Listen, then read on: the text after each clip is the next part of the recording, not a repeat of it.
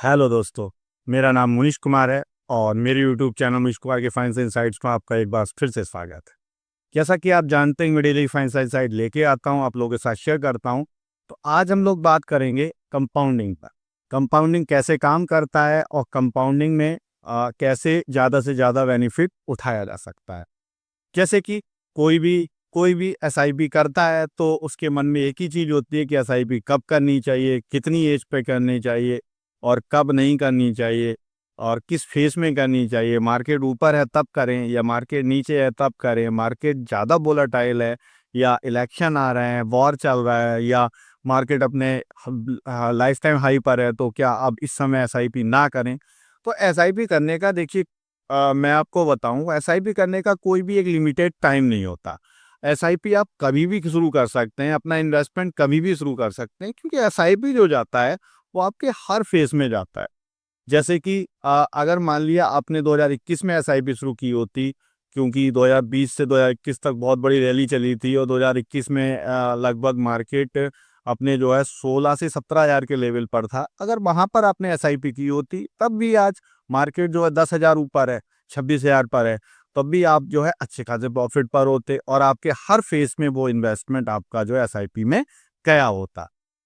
और अब जैसे कि हम बात करें कि अगर नीचे के मार्केट में अगर आप एसआईपी शुरू करते हैं, आपका जो भी पैसा जाता है तो उसमें आपको ज़्यादा एनएवी मिलती है, और अगर ऊपर के मार्केट में जाता है उसमें कम एनएवी मिलती है, लेकिन इतना ज़्यादा उसमें फ़र्क नहीं पड़ता। जब आप लॉन्ग टर्म का व्यू लेते हैं तो लॉन्ग टर्म में कब इलेक्शन हुआ, कब वॉर हुआ या कब कितनी सारी अनसर्टेनिटीज थी, वो कोई मैटर नहीं करती और लॉन्ग टर्म में आपको बेनिफिट होता है। हाँ, लमसम का एक रहता है कि अगर आपकी एसआईपी चल रही है और आप इसमें टॉपअप करना चाहते हैं, तो आप बड़ा अमाउंट डालना चाहते हैं, तो आपको मार्केट के करेक्शन को थोड़ा सा पास से देखना पड़ेगा और व्यू करना पड़ेगा कि आप किस फेस में ज़्यादा पैसा डालें।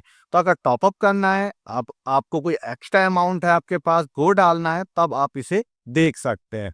अब लॉन्ग टर्म की हम बात करें कि लॉन्ग टर्म में जो एसआईपी है, हाँ, एसआईपी में एक चीज मैटर करती है। एसआईपी में एक चीज मैटर ये करती है कि आप कितने समय तक चला रहे हैं।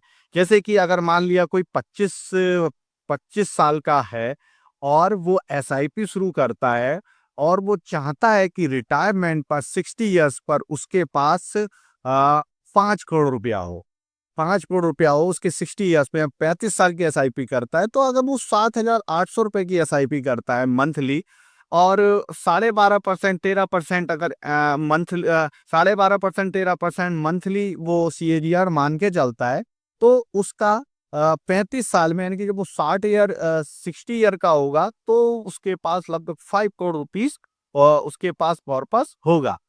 और यही अगर वो 5 साल डिले कर देता है और वो 30 साल का हो जाता है और 30 साल के लिए एसआईपी करता है, तो उसे 5 करोड़ का कॉर्पस जोड़ने के लिए, इकट्ठा करने के लिए उसे 14,600 की एसआईपी करनी पड़ेगी।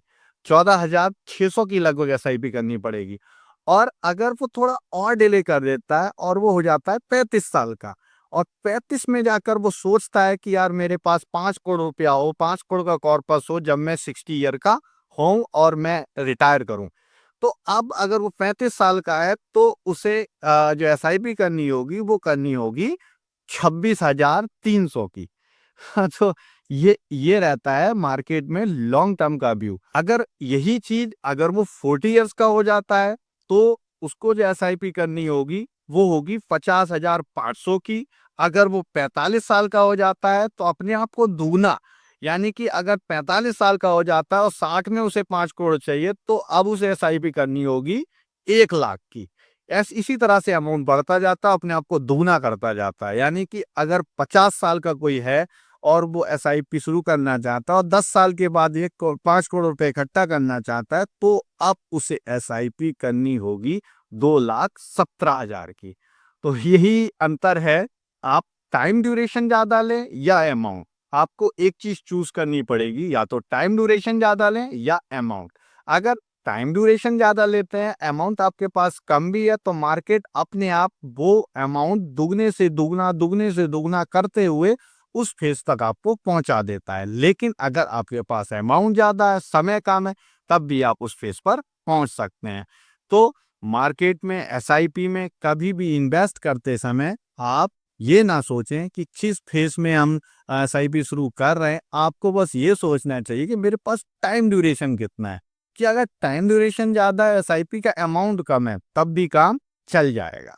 तो प्लीज़ मेरी वीडियो को लाइक करें, शेयर करें, सब्सक्राइब करें। Thank you.